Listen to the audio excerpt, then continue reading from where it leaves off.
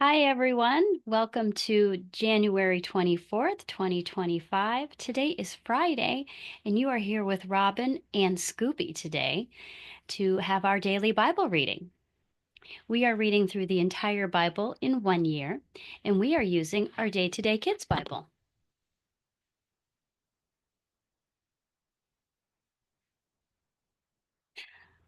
Scoopy, I don't want him to fall off, so you may see me fidget a little bit with him this morning. I have him up on my leg a little bit high so that he can actually be seen since he wants to be here. I have my calendar out today and I have put my sticker on for the day. So if you have your stickers or some other way to mark off your calendar, get ready to do that because you're about to read the Bible today.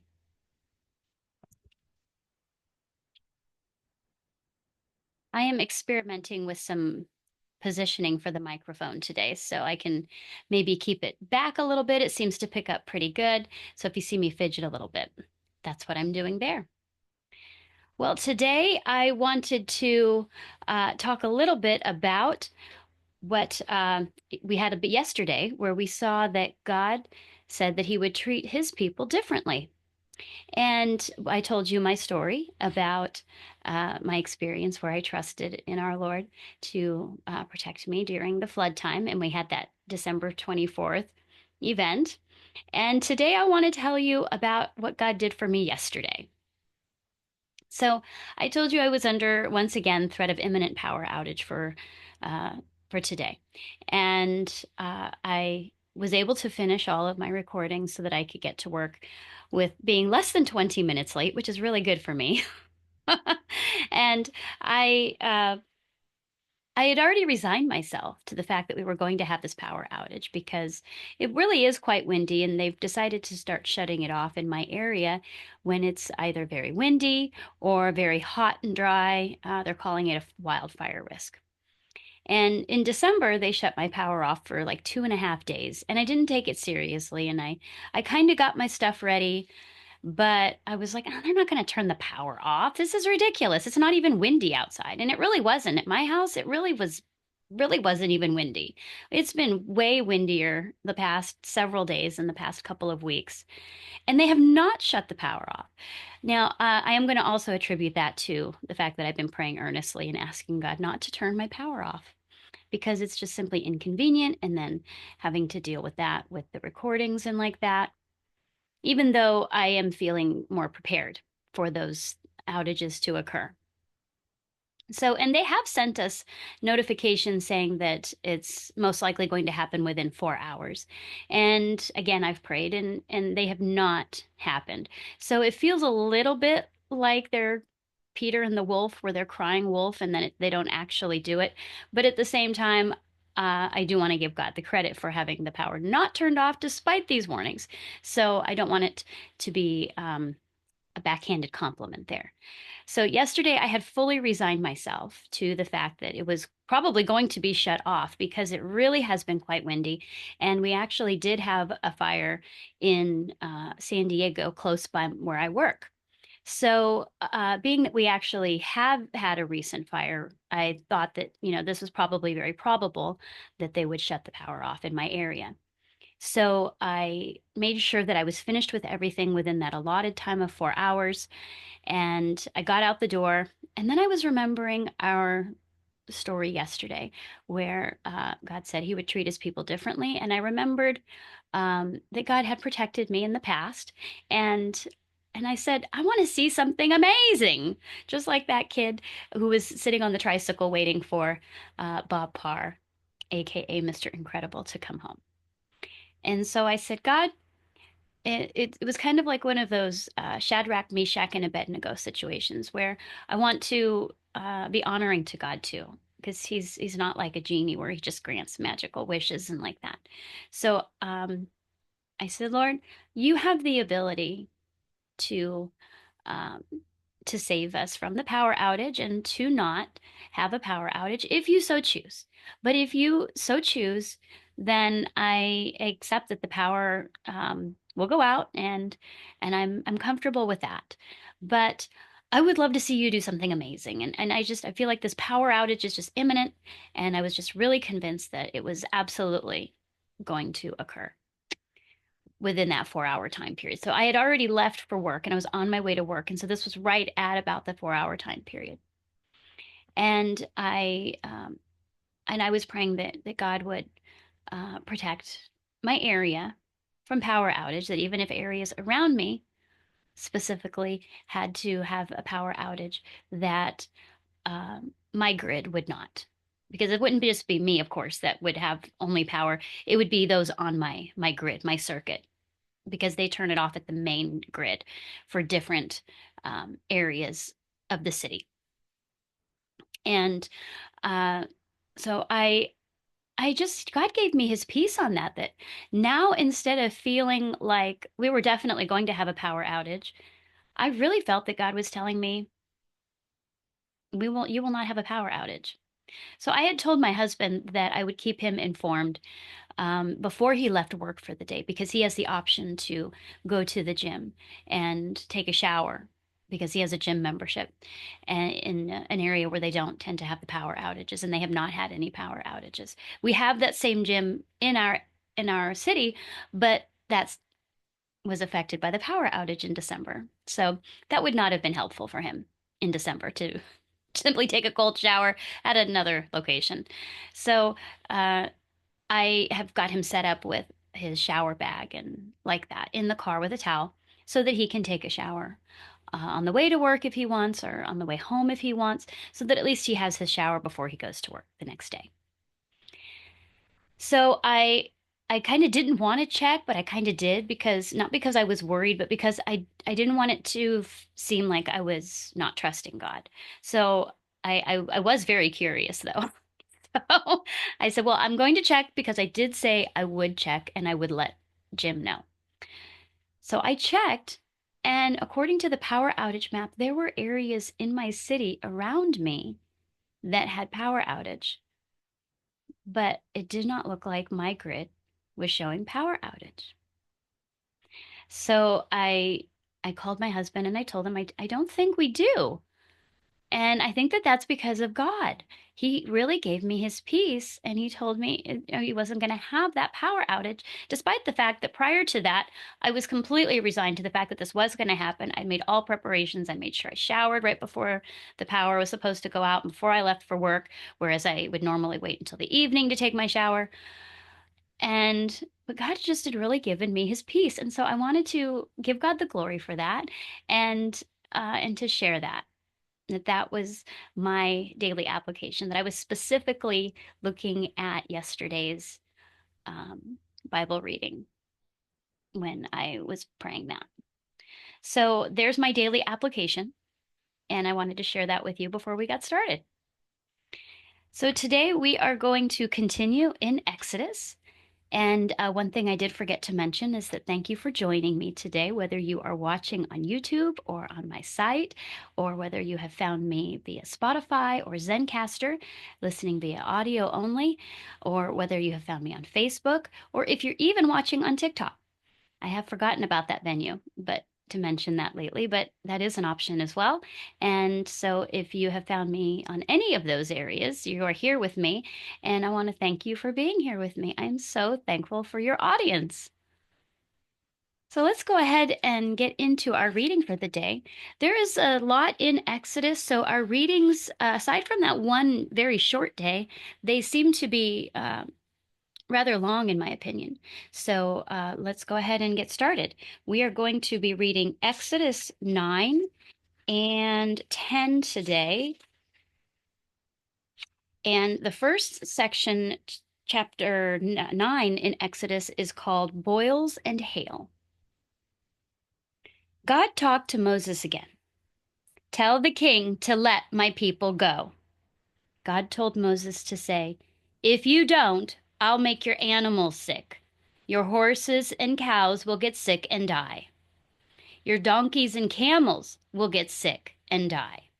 Your sheep and goats will get sick and die. But the animals that belong to my people won't die. I will do this tomorrow, said God. The next day, many of the animals in Egypt died. The king sent men to find out about the Jews' animals, and he found out that none of them had died. But the king still didn't care. He let his heart be hard. He wouldn't let God's people go. Then God called Moses and Aaron. Get some dust, get some dust left from a fire. Take it to the king. Toss it up into the air. The dust will go all over the land. It will make hurt places called boils on everyone. So Moses and Aaron got some dust from a fire, and then they went to go see the king, and they tossed the dust up into the air, and boils began growing on everyone. A boil is a type of skin sore like a chicken pox, or it's not exactly a chicken pox, but it's a very bad blister on the skin. It looks kind of like a giant pimple, but it's just very big. And so it's so big and painful. It's called a boil because it feels hot, like it's boiling on your skin. Boils began growing on everyone. The king's magic men couldn't even stand up. The boils were on them too. But the king didn't care, and he let his heart get hard. He wouldn't listen to Moses and Aaron, and it was just as God had told them. So God talked to Moses again. God said to get up early in the morning. He said to go tell the king, here's what God says. Let my people go worship me, or else I will send terrible trouble to your land.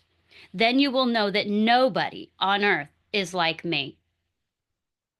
I could have already wiped you off the earth, but I saved you so I could show my power. People will tell about me all over the world. You're still against my people. So tomorrow I will send hail out of the sky, and it will be stronger than any storm your land has ever seen. Bring everyone inside. Bring the animals inside too. Any person or animal that is still in the fields will die. Now, some of the leaders believed what God said, and they went quickly to bring their servants and animals inside.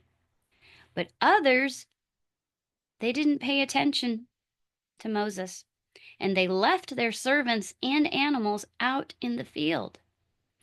Then God told Moses what to do. Hold your hand up toward the sky, said God.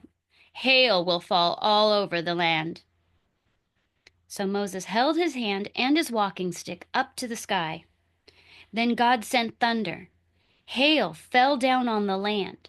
Lightning flashed back and forth, and it was a terrible storm. It was more terrible than any storm Egypt had ever had.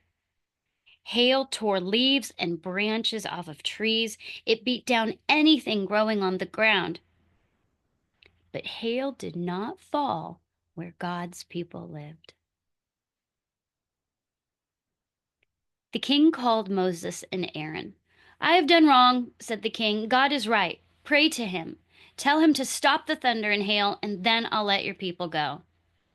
I'll leave the city, said Moses. Then I'll hold my hands up to pray to God. The thunder and hail will stop.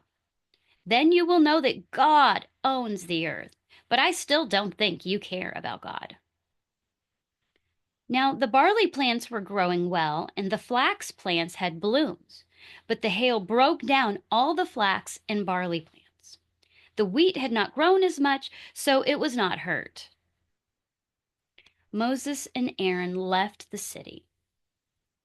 Moses held his hands up to God. The thunder stopped. The hail and rain stopped. The king saw how the storm had stopped. But he didn't care about God. He let his heart get hard again. He wouldn't let God's people go, and it was just like God had said. Exodus chapter 10, Locusts and Darkness. Go back to the king, God told Moses. I've made his heart hard. That's so I can show my wonders. Then you can tell your families what I have done. You'll know that I am the Lord. So Moses and Aaron went back to the king, and they told him that God said these words. How long will you let yourself be proud? Let my people go worship me. If you don't, I'll send big grasshoppers to your land. There will be so many of these locusts that they'll cover the ground. They'll eat whatever the hail left in your fields. They'll even eat the trees. They'll go into all the houses. There will be more locusts than your people have ever seen." Then Moses turned around and walked out. The king's men said, "How long will Moses bother us? Let his people go worship their God. Can't you see that the land of Egypt is lost?" So the king sent for Moses and Aaron. "Go and worship your God," he said, "but tell me, who is to go with you?" "Young people and old people will go," said Moses. "We will take our children. We will take our sheep and cows. We're going to have a holiday for God." "You think I'll let you take the women and children? No way," said the king. "You are planning to do something bad. Only the men can go." Then the king sent Moses and Aaron away. So God told Moses, "Hold out your hand. Locusts will come all over the land. They'll eat anything that grows in the fields." So Moses held his hand and his walking stick out. And then God sent a wind from the east. It blew over the land all day and all night, and by morning there were locusts all over everything. There had never been so many locusts, and there never will be that many again. There were so many that the ground was black with them. The locusts ate everything that the hail didn't break. They ate the plants in the field. They ate the fruit on the trees. There was nothing green left when they finished eating. The king quickly called Moses and Aaron. "Forgive me," he said. "I've done wrong. Pray to God and ask him to take these locusts away." So Moses left, and he prayed to God. Then God made a strong wind blow from the west. The wind blew the locusts into the Red Sea. There was not one locust left. But the king let his heart get hard again. Then God told Moses what to do. "Hold your hand up to the sky," said God. "Darkness will come. It will be so dark that the people will feel it." Moses held his hand up toward the sky. Darkness came. It covered the land for 3 days. Nobody could see anybody else. Nobody could go anywhere. But God's people had light where they lived. The king called Moses. "Go, worship God," he said. "You may even take the women and children, but you leave your sheep and cows here." "We must take our sheep and cows with us," said Moses. "We'll have to use some of them to worship our God. We won't know which ones until we get there." The king was angry. His heart was hard. He would not let them take their animals. So he said, "Get out of here and don't you ever let me see you again or you will die." "All right," said Moses. "I won't come back." And that is the end of our reading for the day. That's a little bit of a cliffhanger again. We're going to have to wait until tomorrow to see what God does next.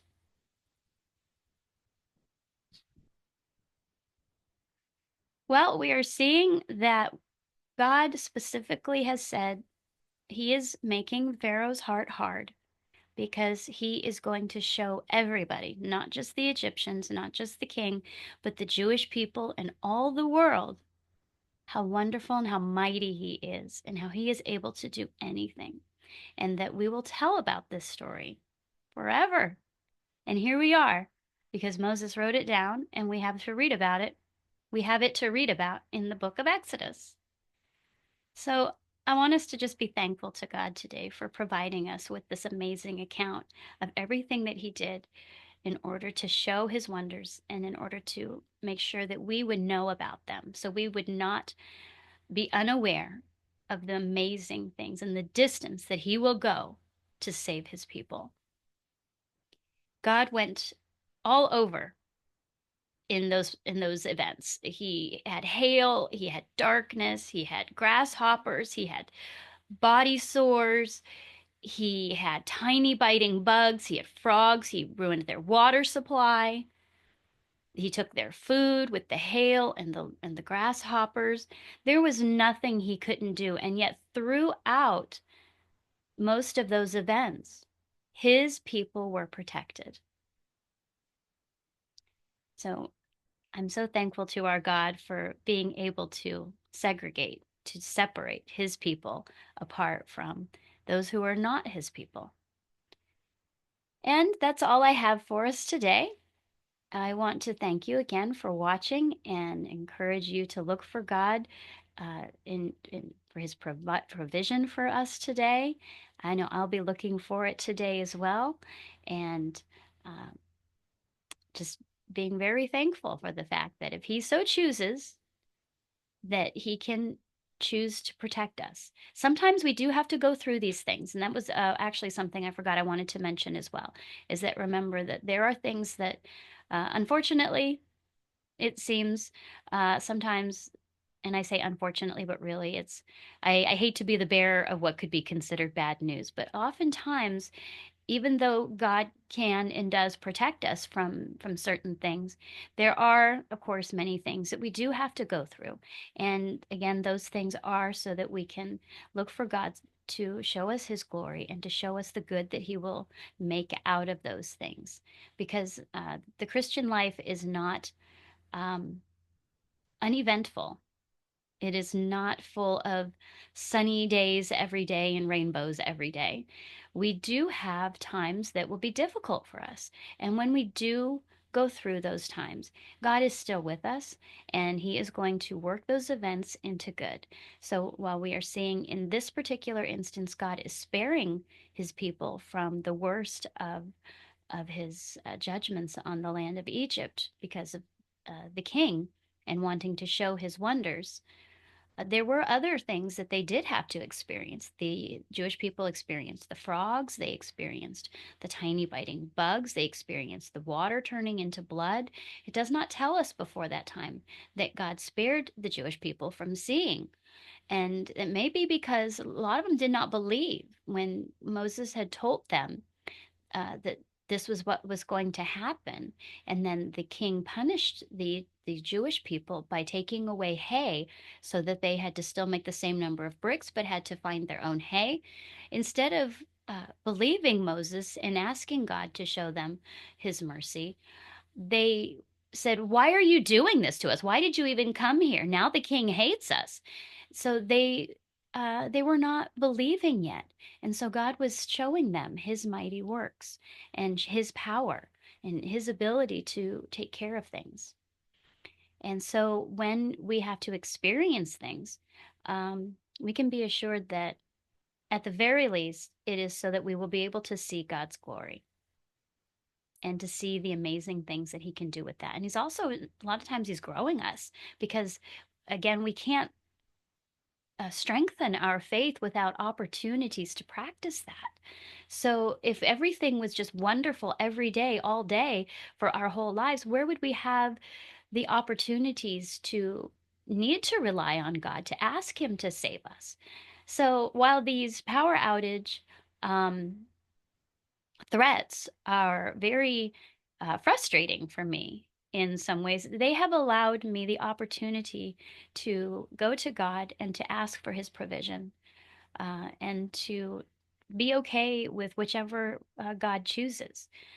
Shadrach, Meshach, and Abednego, when they were thrown into the fiery furnace, they said, if God chooses, God has the power to save us from the fire. But if he doesn't choose to do so, then that is okay. But he has the ability to do so.